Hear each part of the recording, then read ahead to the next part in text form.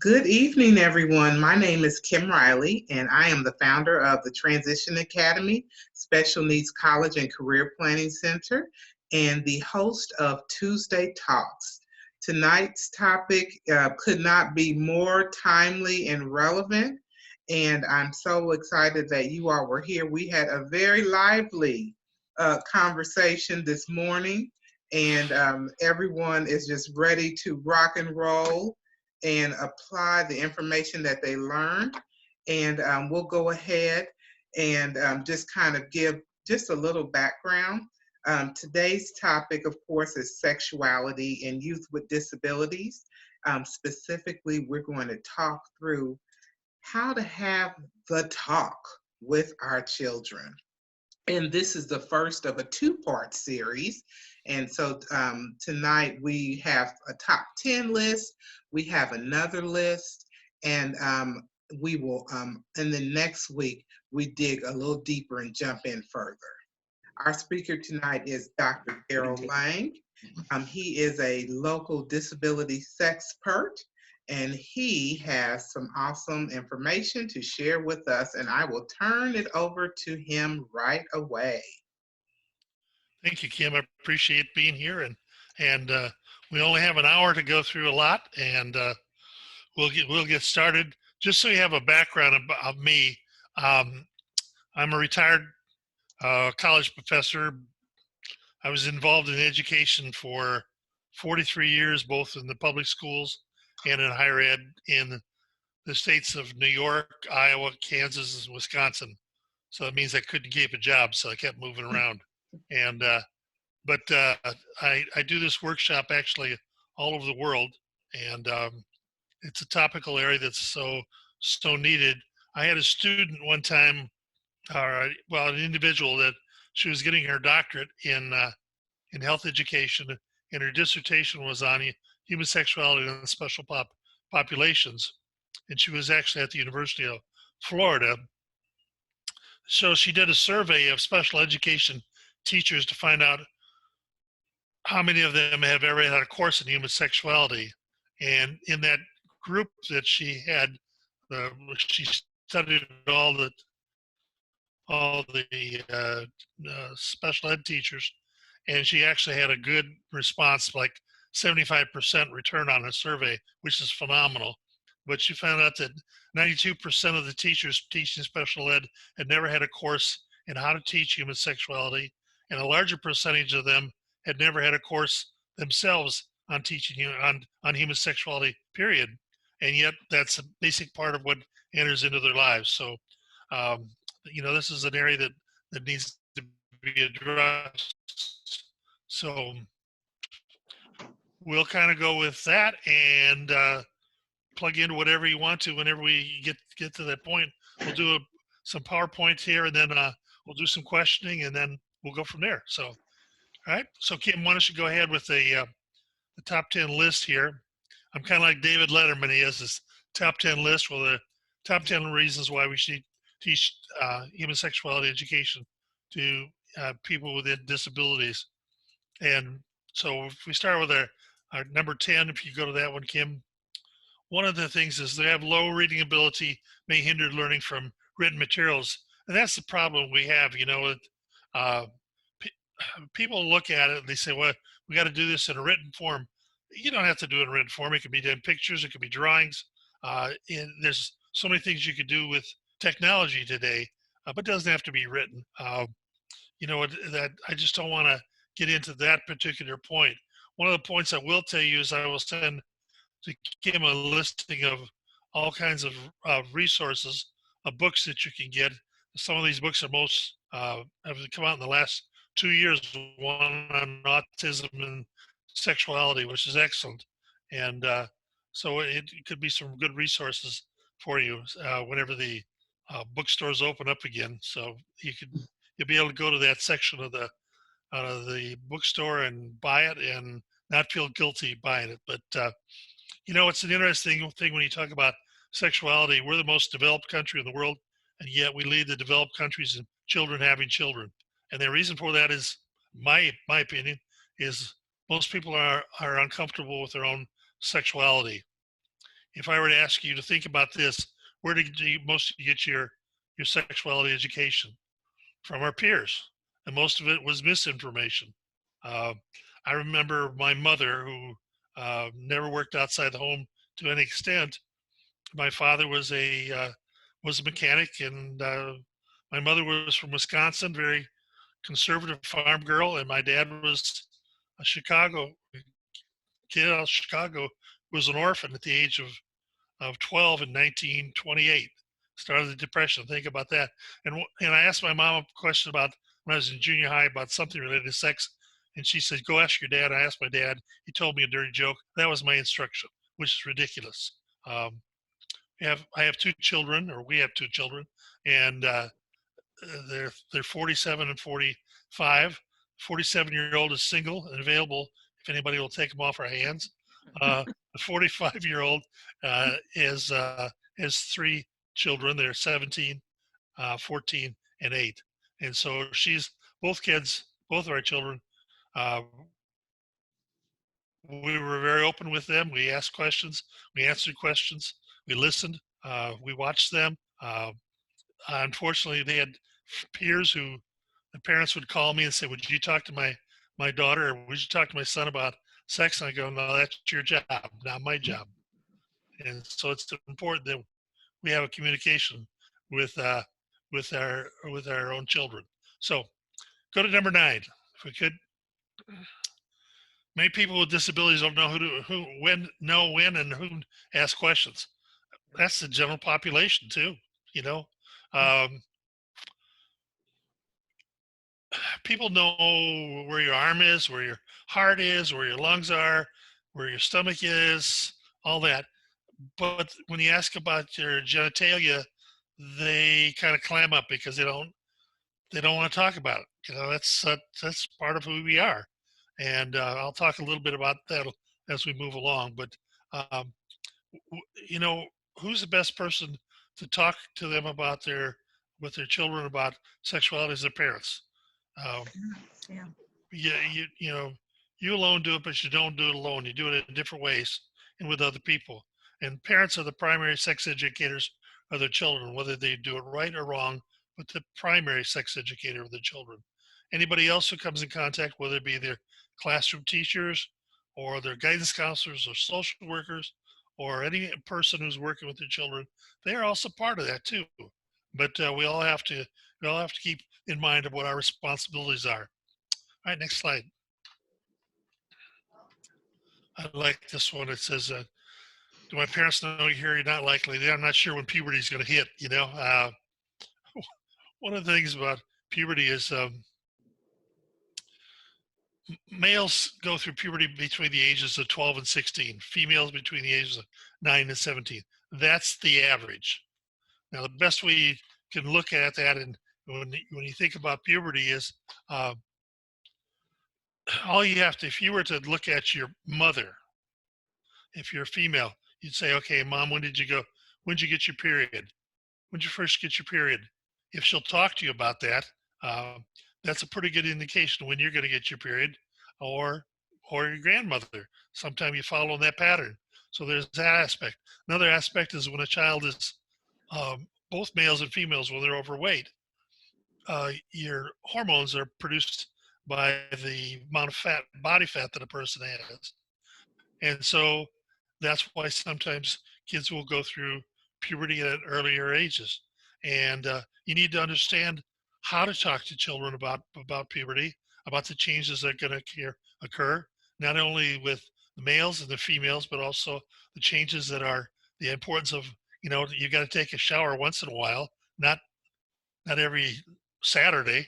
Um, as my mother used to say, we were 8 of us on the farm and we only got to take a bath once a week. And I go, well, I'm glad I didn't grow up in Wisconsin with you at that time. But you gotta take a shower once in a while, about cleanliness and so forth. Um, I would recommend. There's a great movie called My Other Sister. Uh, I think that's what the term. Anyway, it's a great movie about a young lady who's cognitively disabled, and she's insured interested in sexuality, and her boyfriend is cognitively disabled, and their exploration through that. And it's a pretty good movie. It's an older movie, but like 15 years ago.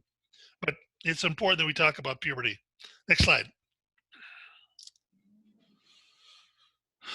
You're pregnant. How could this happen? You guys don't know I must be adopted.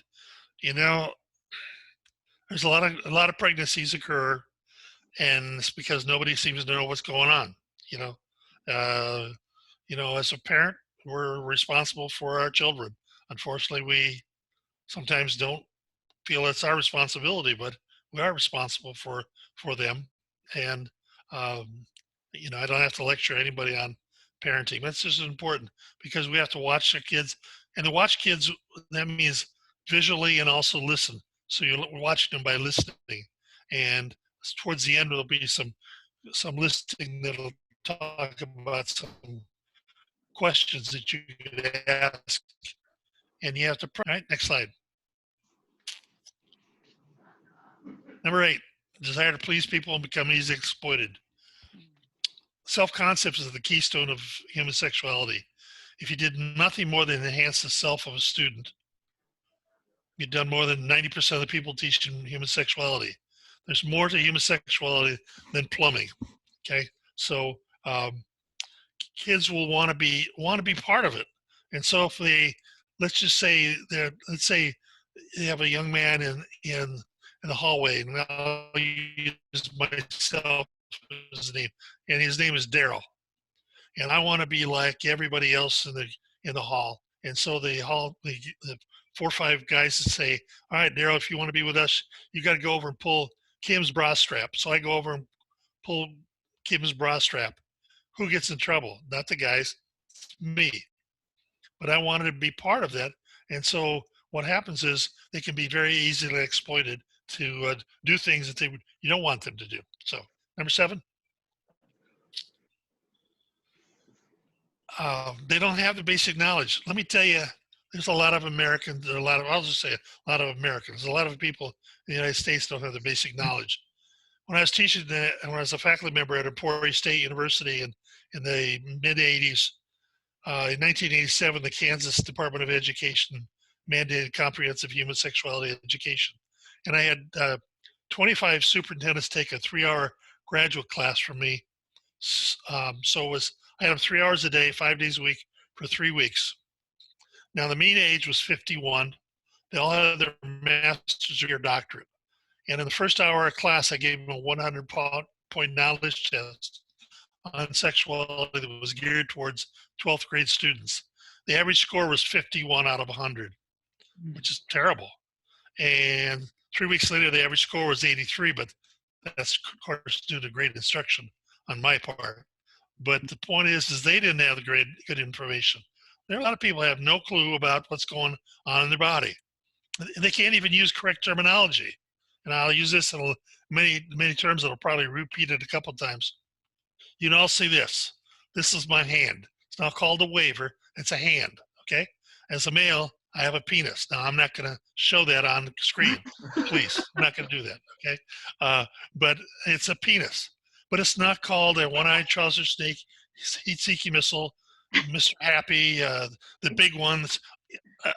I've done this all over the world. I have 93 different slang terms for penis, and most of them are made by males. If you look at what's the terms for vagina, they're very derogatory. But the ones of the penis they're very grandiose, and but people have a hard time saying the word penis. What I always do in my workshop, I ask people to say the word happiness.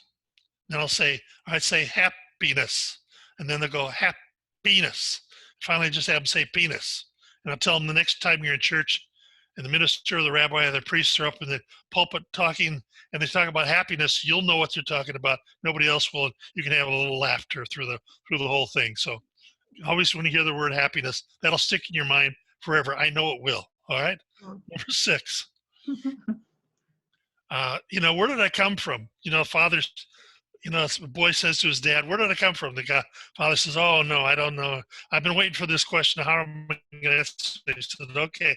So he immediately stands up, puts his arms out to the side like he's got fallopian, and he stands up there straight, and he says, he wiggles his fists, and so the ovary says, the eggs come here, they come through the fallopian tube, and the vagina or the uterus goes all the way down to my knees, and the hair from my knees to the ankles is uh, uh, the vagina, and the ankles are the labia, and my big toe is the clitoris. And all of a sudden the boy said, I thought we came from Illinois.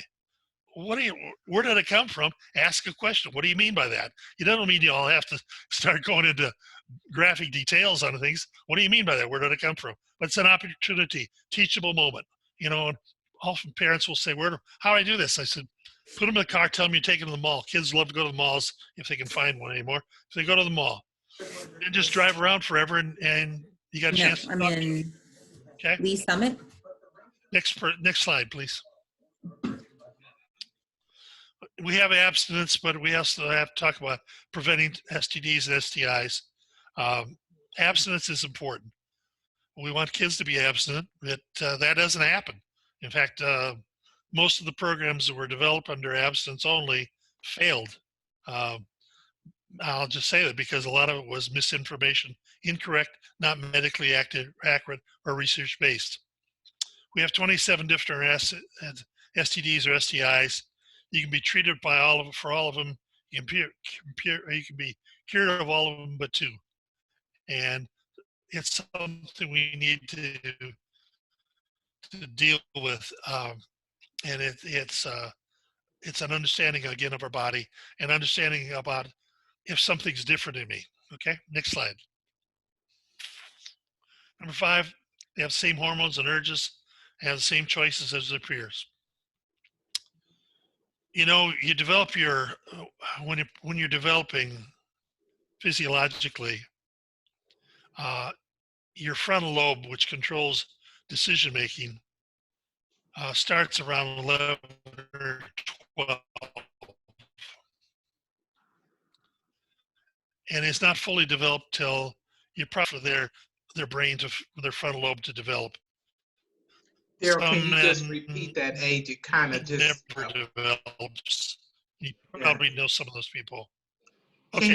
Can you just repeat the whole frontal lobe development? Frontal lobe, okay. The frontal lobe controls decision making, and that develops somewhere around 11 or 12. Starts to develop, and it usually is completed by somewhere around 20, or sometimes later. But again, females' frontal lobe will develop faster and more complete than males will. And some males don't make really good decisions. Not females also don't make good decisions. But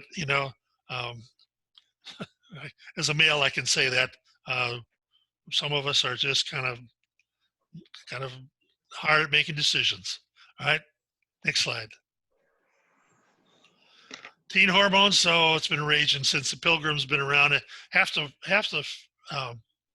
females who came over on the Mayflower were pregnant and unmarried. If you look at the Puritans, they often weren't that pure. They kept in their Bible had married when people died, and over 50% of when they've looked at it, over 50% of them had their children within less than 9 months. So I just bring that up, and it's nothing that's anything new. We've had teen pregnancies since we've been around, so we've just got to deal with it. We got to keep in mind that the hormones are there, and when your hormones are flowing, and as we become chronologically superior, in other words, as we get older, we wish we had some of those hormones, and probably some people we were around would love to make sure you had some of those hormones. I remember my mother, who lived to be 98, and she said that she never went through menopause. We go, oh yes you did. I can tell you that, but because she didn't. So there was times it was kind of trade, but you don't have your hormones, and so hormones disappear.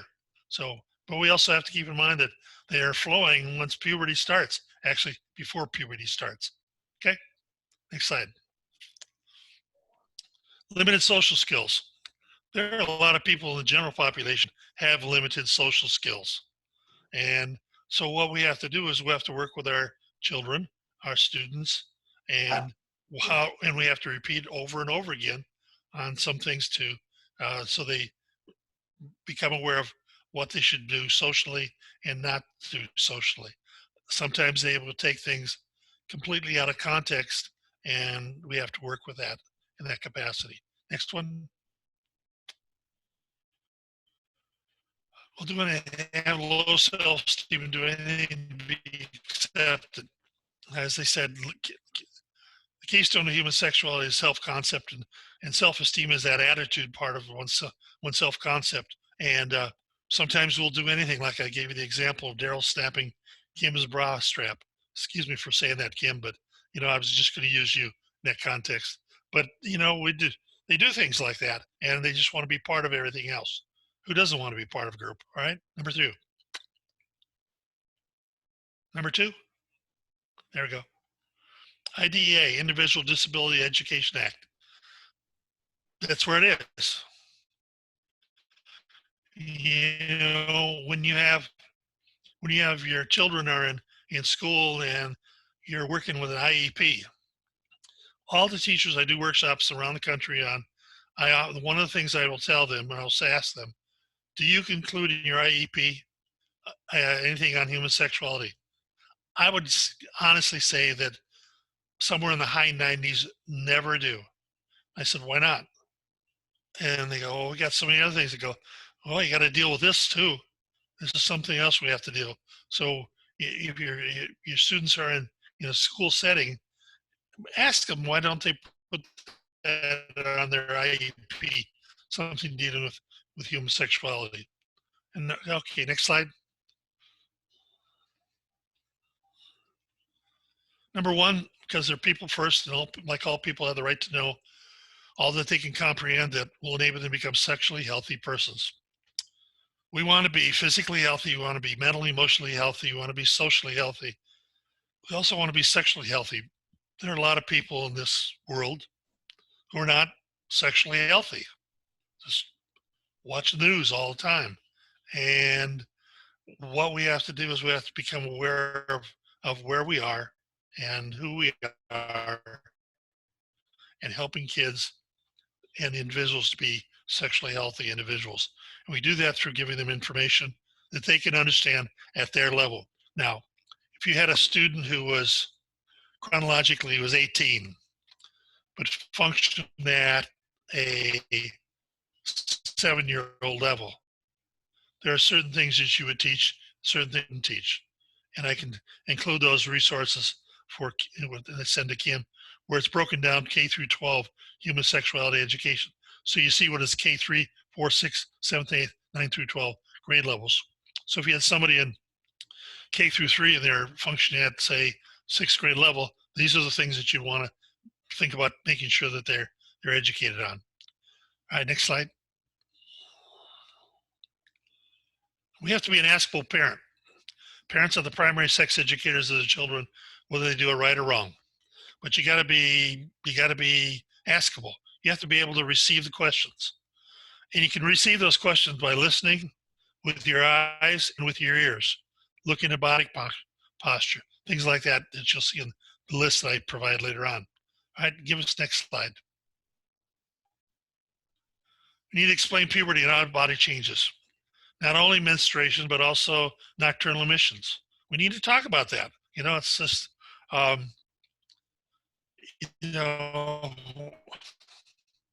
one person said to an individual, I told my son that nocturnal emissions, those wet dreams, they'll go away. Oh yeah, right. They'll go away. Just like menstruation will go. Yeah, menstruation will go away.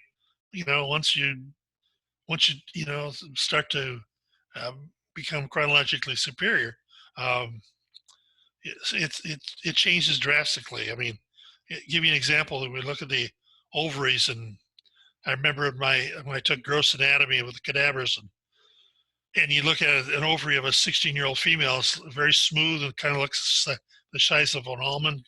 And and then you look at a woman that's 28, and you would look at it, it has all kinds of, it's shrunken a little bit, it's got pits on it. That's from the eggs coming through the wall of the ovary. It changes, and the body has to change. You have to understand about puberty that what happens. You know, and everybody's different. I remember our son when he started going through puberty, and all of a sudden he grew about 8 inches between his sophomore and junior year in high school. I mean, we went through so much milk I couldn't keep up with it. So, you know, everybody changes. Next slide. This is the only one a picture I could use where we get fired. So we got to talk about masturbation. It's normal. It's a normal process. When a person is born, a baby, one of the first things, you're born with two fears: falling and loud noises. And you know, when our first child was born, I was putting him down in the crib, and I thought I might just try this, see if this really is true. And so he was asleep, and I went to put him down, and I had my hands underneath him. I just kind of slowly, quickly dropped him a little bit, but caught him, and he screamed. And my wife said, "What's the matter?" I go, "I have no idea." She started screaming, but you know, I saw how that was going to have an effect. Um, but one of the first things you do is you'll touch your genitalia, and people go, like, "Don't do that." Well, that's a loud noise, and yeah, it's something. It's normal. It's a normal process. And you know, when you have a young lady or a young man sitting in class touching themselves, there's a lot of reasons. It could be their underwear's too tight, their clothing's too tight. Maybe they've got some infection. Maybe they got a rash or something, or maybe it feels good. And you know, there's a time that a place for everything. So that's a point that often comes up with a lot of people. Next slide. Explaining your production, you got to be able to explain it in a way that you can understand it, and you got to practice this with other people. Uh, you, you know, I would say practice it with somebody other than your children first, so that you can feel comfortable saying terms and walking it through it, and ask them to repeat it back to see if you actually give them correct information. All right, next slide. Well, you got to explain the abstinence, and we got to also talk about birth control. You know, it wasn't too many years ago that individuals with certain cognitive abilities were sterilized. Thank God that those laws changed. But that's what has happened. And again, you got to look at all the different possibilities of birth control, whether it be IUDs, whether it be permanent, whether it be uh, Depo-Provera. You know, there's all kinds of things. But it's important that we also talk about birth control, and as much as the student can understand. Next slide. We got to talk about sexual abuse, because kids who are individuals with disabilities are somewhere between 3 and 4 times more at risk to be sexually abused or sexually exploited than the general population. So it's something we need to be dealing with. Okay, next slide. Same for sexual harassment, and it's something that should never be allowed. Next slide. Gender identity, gender roles. You know what it means to be a boy, what it means to be a girl. Girls can play with cars. Boys can play with dolls. Doesn't make any difference. Um, you know, if you look at gender roles, when I graduated from high school, you know, the opportunities for females were a teacher, nurse, secretary, housewife. That was pretty much it. Um, you know, if I remember my chemistry partner I had in high school, and I also had her in physics. And if it weren't for her, actually, it wasn't for me, she would have never gotten in med school. Actually, if it weren't for her, I would have never gotten through chemistry and physics. But today, 75% of the females in training today as OBGYNs are females, and that's significant. So we need to talk about, you know, this is what a boy does, what a girl does. You could do it. It doesn't make a difference. You can do whatever you want. Next slide. Sexual orientation, gay, lesbian, bisexual, transgendered. You know, again, wasn't too long ago the American Psychological Association listed this as a disability, and we've changed significantly from that point on. This is just Darrel saying this right now, and this is just my total opinion. I have individuals, very good friends, who are gay, lesbian, bisexual, transgender, and they have a better handle on their sexuality than most heterosexuals that I've come in contact with. So, next slide. Again, we got to talk about sexually transmitted diseases because they're kind of the gift that keeps on giving if it's not taken care of. Next slide. HIV, AIDS, the same type of thing. We got to remember that AIDS is spread by HIV is spread. AIDS is the disease. Virus is spread. HIV was spread by blood, semen, vaginal mucosa, and breast milk. Breast milk is very, very low, but the other ways are that if you come in contact with that, there's a possibility of how you may contract the disease. All right, next slide. Cultural and social differences regarding sex. When I do these workshops around the world, I ask people, have you ever been to Kansas? I've had one person said to me, that was kind of funny, go, yeah, I was there once, drove all the way across, never again. And I said, yeah, it's a long ways across. I said, we're in figuratively and literally in two different time zones. But, and I said, what do you think tell me what you think of, what's the stereotypical Kansan? And they go, well, the Wizard of Oz. I go, no, besides the Wizard of Oz. And they go, well, they're mostly white. Yeah, a high percentage of the population of Kansas is white, but a large population is Latino. And people don't realize that in the state of Kansas, in school districts across the state, there are 93 different languages or dialects spoken in Kansas schools. We're not that much different than if you were in inner city Chicago or New York. Okay, next slide. Risky behaviors. Anytime you do something risky, it's because you usually don't make a good decision. It's not going to happen to me. We've all probably done some risky behaviors. If you've ever driven a car, first time you drove by yourself was a risky behavior, probably. And the first time you got one of your friends in the car with you, that was probably even more of a risky behavior. But the risky behaviors are with alcohol, drugs, tobacco, and sexuality.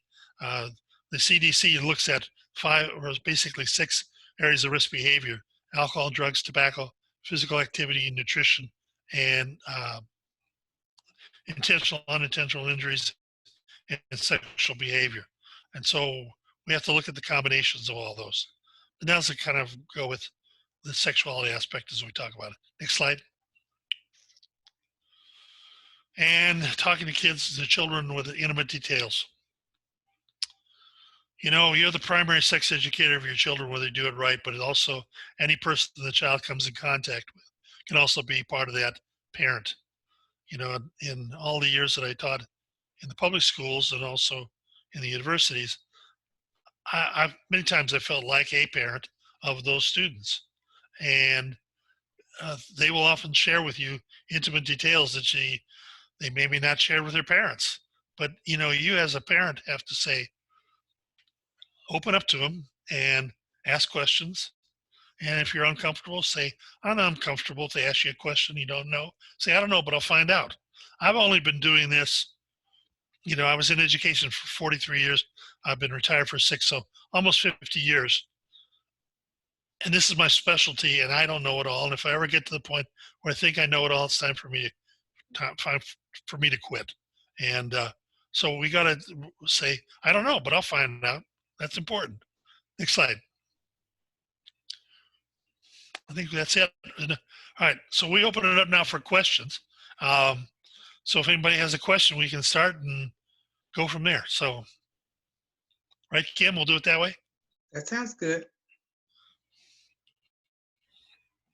Any questions, or Don't are all you talk at all, once. I was going to say, are you all sexperts as well? You know what? How about, as you all are thinking of your questions, I will share the handout that Darrel is going to Okay. send out with us. It's 4 pages, and it's really valuable information on how to talk with your child about sex. And it starts off with, of course, communication is the key. So you want to set the atmosphere, and it could be just maybe even at the dinner table could be a great time to just have a casual conversation. Also, you want to rehearse it. It can be an awkward conversation for parents to have. And so you want to rehearse it before you jump right into it. Also, as parents, we tend to want to just have all the right words. We want to go right into problem solving mode. And this is an opportunity for us to really sit back and listen. And like Darrel was saying, to not come into it expecting to have all the right answers, but to realize this is going to be a series of talks that we have with our children. And so we want to make sure that as we are talking, that we're watching our child's facial expressions and their body language to make sure they understand or that they're comfortable. And then we want to make sure that we don't rush into problem solving mode. We want to really be active listeners. And then we want to make sure that we want to let our children, if they are verbal, let them finish talking and then respond. And then we want to also be very clear, as Darrel was giving the example of the son came and asked kind of like, where did I come from? And dad talked, he went into this great like anatomy lesson. And really the son was wanting to know like, oh, I was just kind of tracing our roots, we want to make sure that we are clear on the questions our children have, and that we can be clear when we talk to them. And then he talks to us more about the ages. What's the right age to have the conversation? And really, it can be very early. He has an example of conversations at 5 years old, maybe topics to discuss at 10 years old. And so many of us are way behind in having this conversation, but he gives us some examples and then gives us some tips on just starting the conversation, some sample questions, some sample talking points, and then also not only how do we initiate the conversation, but gives us some answers, like how do we answer our kids' questions, and he has some answers in there for us as well. So You'll see that I also repeat myself a number of times because that's kind of how I function. The way I teach is you got to repeat it a few times before it sinks in sometimes. You think it was saying to your kids, you get talking about sexuality and just say, if you did not have a good education from a parent, I didn't have any information. I remember I go back to my mother. She said, well, when she grew up, that we were found, the baby was found on a fence post. I go, oh, really?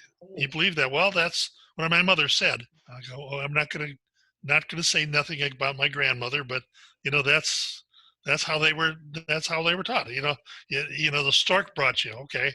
I ate. I remember specifically my aunt was pregnant when I was about 5th grade, and she said I got to watch what I'm eating.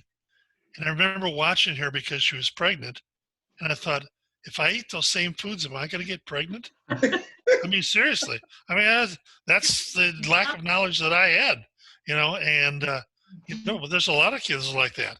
And so, I think it's important that we share you know, how he felt, how uncomfortable things were, and just say, I don't know, but I'll find out. And again, there's lots of resources that I'm going to send to Kim that she'll pass on to you that you can find. But you have any questions? Let's go. Let's go to some questions. Questions?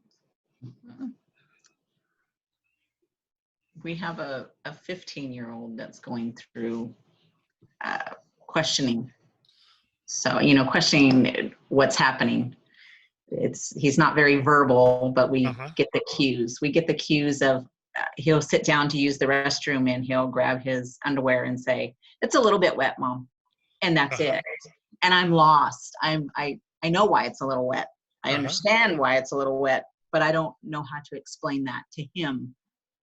So, and he's now getting undressed in the middle of the night. So I know he knows something's going on. Sure. So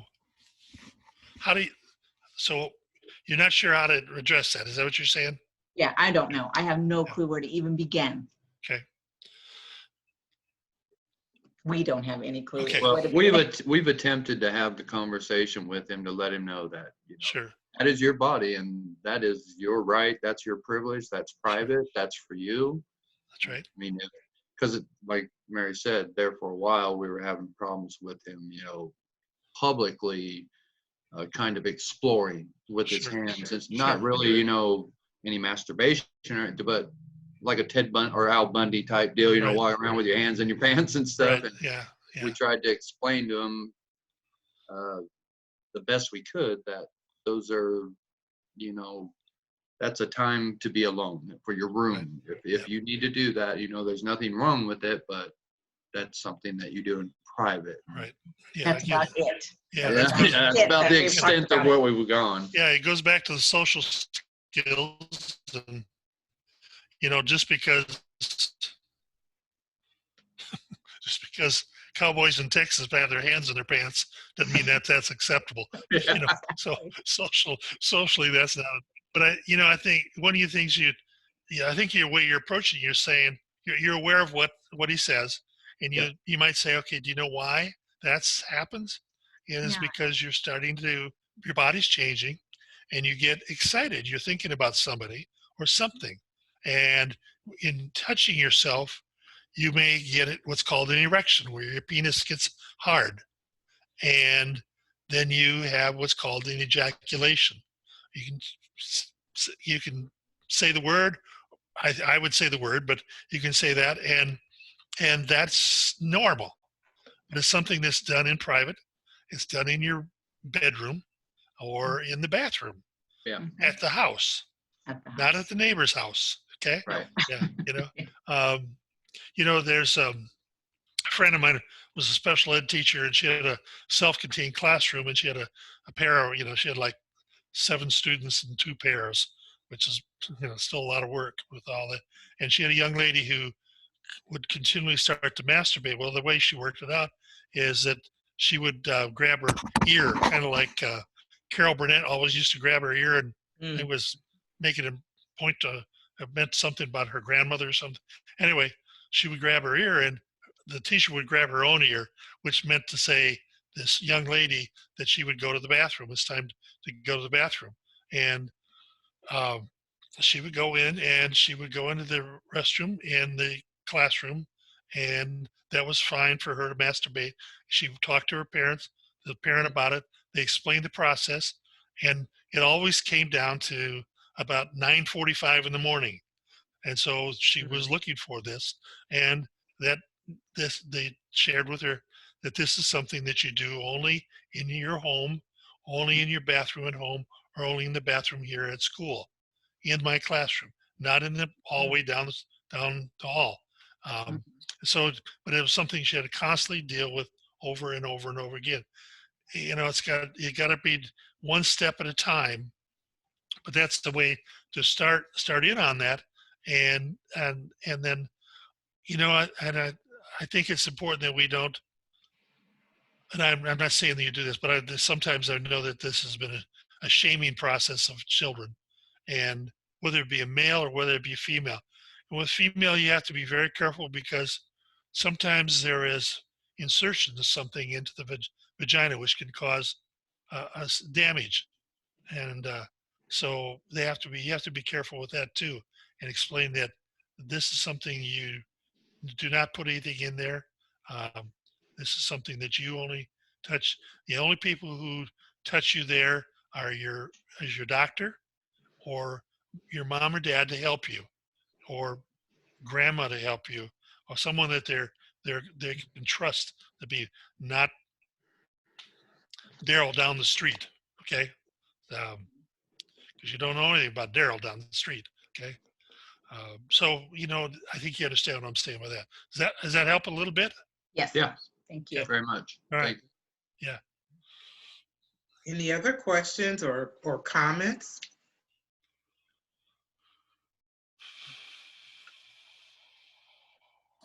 I have a question. My name's Angie. Yes, Angie. How do we address, especially with social distancing happening now and school being out and all of the peer contact, even though can be often incorrect, is happening online. So the friendships and the discussions about things that those friends would be having at school are happening via text, via Xbox, via chat boxes, and it's a lot easier to take things too far when you're not in person. We're kind of struggling with that right now, trying to figure out, giving our child the independence, but not, I'm a little nervous that some learning's going on, incorrect learning Sure. is going on, and I don't know how to approach that without shame. Same with technology in general, with porn. It's not just children with disabilities, but that information is out there, and now that they're not in school, the time to access that is a lot more available. Mm-hmm. Right. Yeah, and it is a serious problem. One of the things I think again, my children are adults now and almost the middle ages. That makes me feel really bad, really old. Anyway, but you think about having children at this point of life, and I know my two oldest grandchildren are 14 and 17, and their parents monitor what they watch on the computer and what's on their phone, and they have to leave their phones by the parents on the counter when they go to bed. They don't need to have it in the bed. The same thing, they monitor what's on the computer. There's nothing you're going to be able to stop at all, but yeah, there's so much that's there that and again, most of it is it's at the point of sickness on the part of some people and a lot of people, and there's no either easy answer other than saying you got to monitor what they're watching.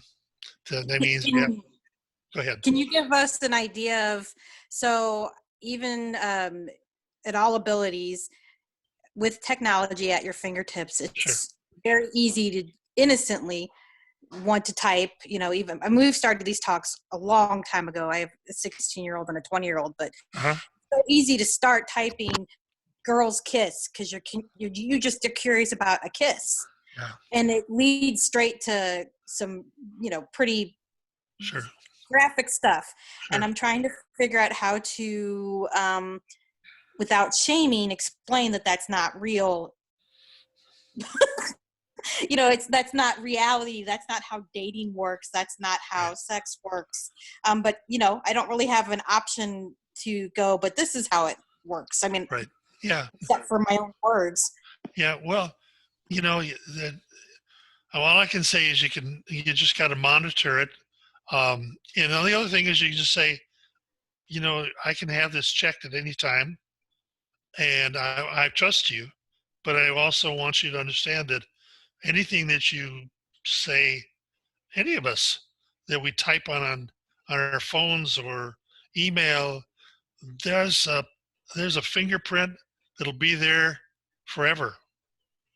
You know, when I worked for the Kansas Department of Education I worked as a CDC consultant with on HIV/AIDS, and one of the things that we had a meeting one time, all the individuals at the department, and talked about watching, monitoring our computers, and we had technicians who that's all they did is monitor what was on our computers. And I remember him saying to the group, he said, we can monitor everything you say, everything you put on there, and you're responsible for what you put on there. And the only person who can really do anything about have anything on there about sex is Darrel, because that's what he does. I go, oh yeah, right, okay. But people want to use my computer. That no, that's not true. But it's an imprint that is there, and even with the general population, and kids don't see this because they don't see past tomorrow in many cases. But it'll have an effect upon them if they go on to some form of higher education, whether it be in a trade school or going to college, university, whatever. It's going to impact them. It's what you say and what you do can have an impact on you. When I finished college, I went through Officer Candidate School in the Marine Corps, and I lived in a small town in Northeast Iowa. And all of a sudden, my dad called me and was getting ready to graduate. I'd already applied for the Marine Corps, and he said some guy uptown wanted to know what was going on because the FBI was stopping and asking if they knew you, and can you tell me anything about his background? Well, that's a long, long time ago. Well, think about what's out there today. Anything that I would put on my computer, anybody could check, and it's an imprint. I know that's just nothing you can't say it. You can't monitor them 24 hours a day, but there's some ways you can. Like I gave a suggestion, the phones have to be used in front of everybody else, except if they're, on they're home alone and they've got to, for safety reasons. But again, that's a matter of trust, and you just have to monitor. That's all I can say. There's nothing you can put a blanket's going to cover everything. Any other questions? Yeah. Or feedback? Okay. Well, I think it was a pretty thorough explanation for both Angie and the Caldwells. And for the Caldwells,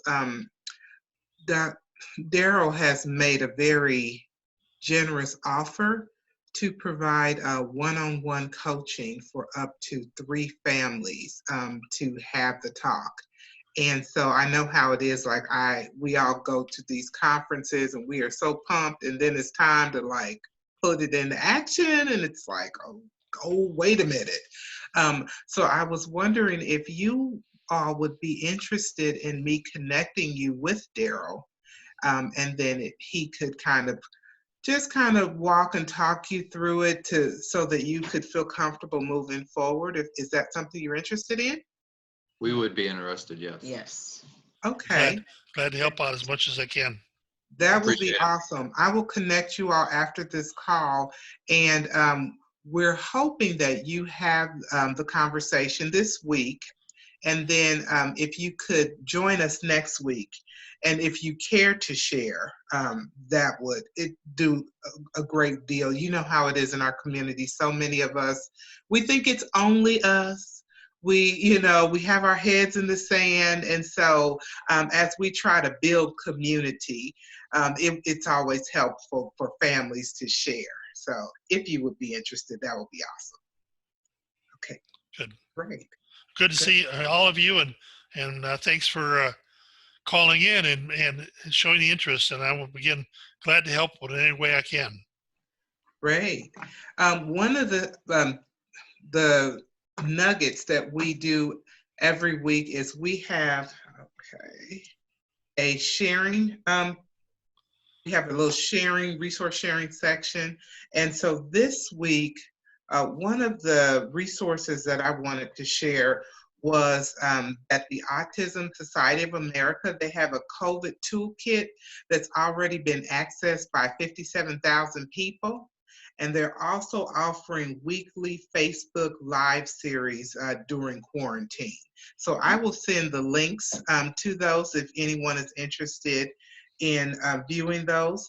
And then also, one of our friends with ETOS, Jenny, passed along Station MD, which is a telehealth service founded by ER doctors for individuals with intellectual and developmental disabilities.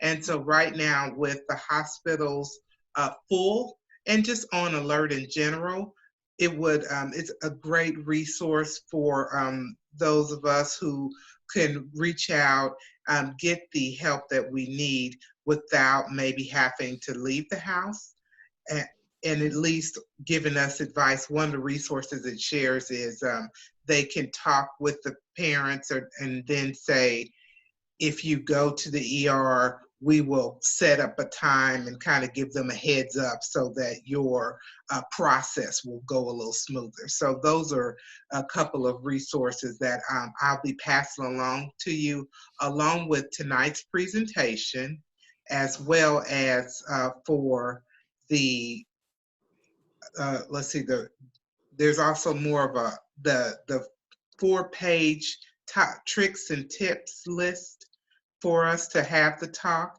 And then Darrel is also going to pass along to us some books and some other resources for us. So we'll have some really good information. Oh, and Karen, thanks for letting us know that the Station MD is for those with waivers, she believes. Yes, I went to the webinar and that is what stood out to me. If you had to have a waiver in order to qualify. Okay. Thank you for that. I'll make sure I note that on there. Okay, great deal. And then this is part 1 of a 2-part series. So next week, we're going to pick up where we left off. We're going to have a 10 a.m. session where we had 2 families who are going to take Darrel up on the one-on-one coaching, and they're going to talk through their process. And then, of course, the 6 p.m. Conference, we will have the Caldwells who will share how that went. And I just believe that we are all going to make it. We're not going to die of we're not going to just die of embarrassment. And this will be a victory that we can all share together. Any other questions or comments or thoughts? I enjoy your confidence. You can do it. Woo! We are rooting for you.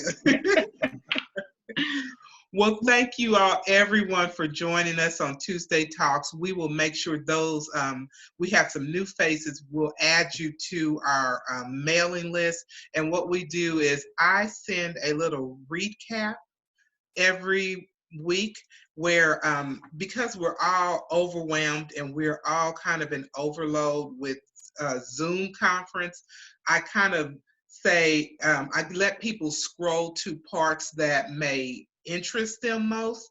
So I'll say 13 minutes and 27 seconds, this is discussed.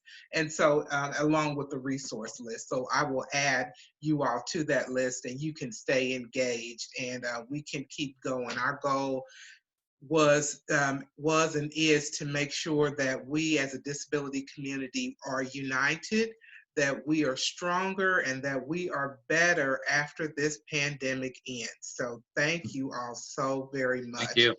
And you have a wonderful evening. You too. Thank you. Okay. Thank you.